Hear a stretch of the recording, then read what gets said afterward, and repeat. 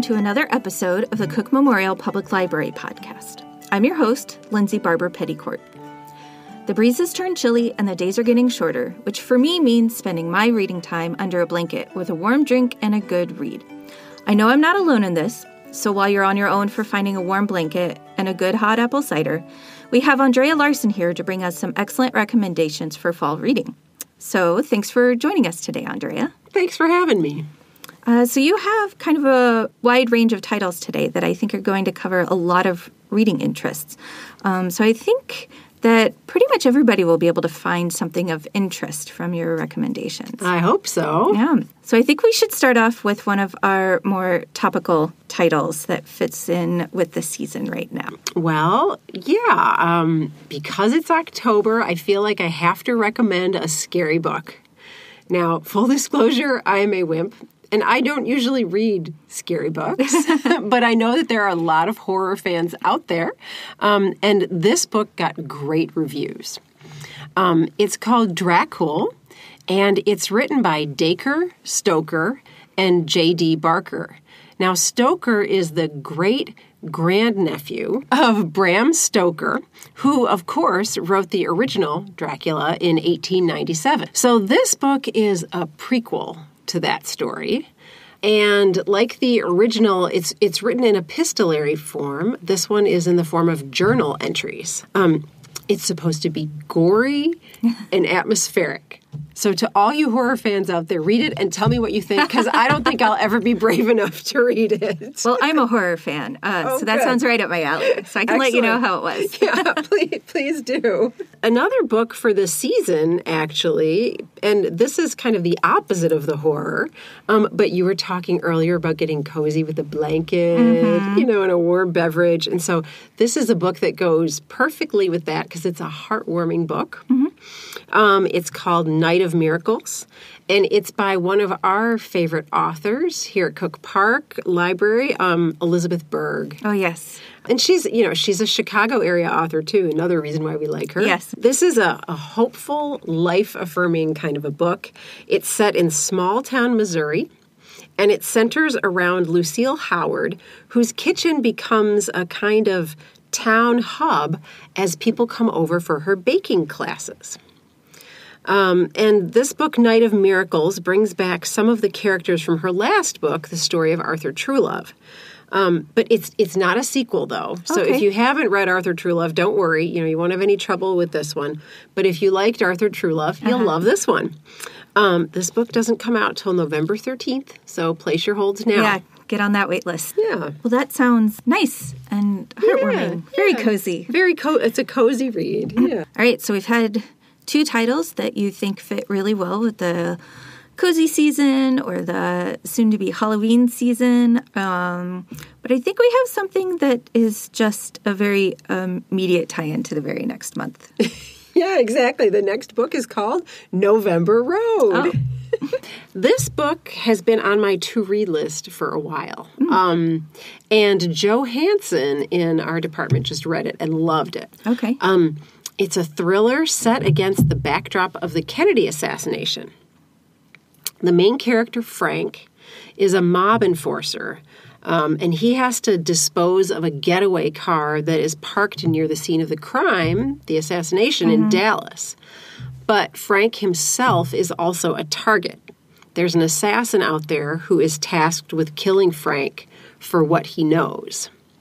So Frank flees down Route 66, where he runs into a young mother and her two daughters who are running from a failed marriage in Oklahoma.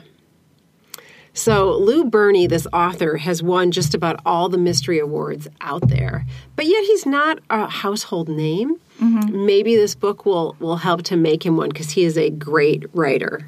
This is a great book, a great literary thriller. Okay. That sounds really interesting. Yeah. Do you get a real sense of place, kind of, for that Route 66 travel experience in the 60s? Yeah, that feel of that whole era. Yeah. Oh, that sounds like lots of fun. I believe we have another title on your list that also deals with some sort of travel, but from a different era and completely different reasons for traveling. Yeah. There's some travel that takes place in a hot air balloon, even. Oh. Yeah. It's called Washington Black. Mm-hmm. And it is kind of the big, buzzy book of the fall. Mm-hmm. It was long-listed for the prestigious Man Booker Prize before it was even published. Oh, wow. Yeah. So Washington Black, he's the main character, and he is a slave on a sugar plantation in Barbados. But he is freed from hard labor, and he is loaned to a white man who is a naturalist and an inventor. So this is set in the 1830s. And the two of them travel all over the world until eventually Washington Black gains his freedom. So this is an adventure story, but it's a lot more. It's also about the history of slavery, abolitionism, and it's a story about what it means to really be free. Our colleague Erica has written a great review of this book. Yes, her review made me want to read it. Mm-hmm. Yeah, so check out our Read, Watch, Listen blog to read that review. If Andrea's little speech here didn't make you want to read it, Erica's review definitely will. And finally, to round things out, we're ending with a biography, but not a very heavy biography. No, not at all. Yeah, it's called a sort of biography. I guess instead of an autobiography, he called it a sort of biography because it's written by Eric Idle, one of the Monty Python guys. The full title is Always Look on the Bright Side of Life, a sort of biography.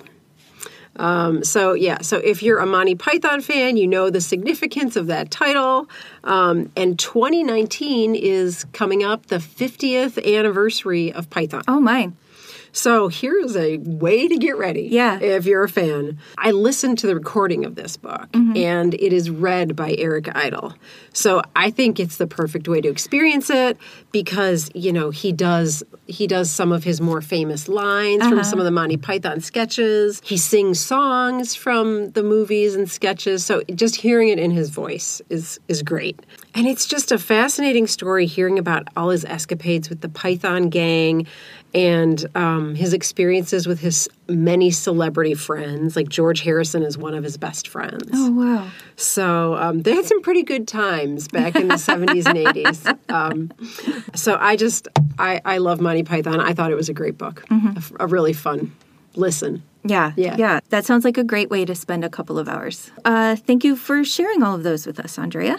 You're welcome. If any of Andrea's recommendations caught your interest, you can log on to our website at cooklib.org and find them in our catalog.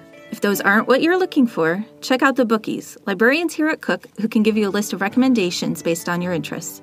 The Bookies can be found at cooklib.org/bookies. If you're already visiting our website, stop by Shelf Life, the library's blog where we share what's new in books, movies, local history, and more. If you want to get in touch, send us a message at webmaster@cooklib.org. And finally, if you enjoyed this podcast, one of the best things to do to support us is to take a moment to leave a rating on iTunes. Those ratings help us get noticed. We'll be back soon with another episode, but until then, keep reading, keep watching, and keep listening.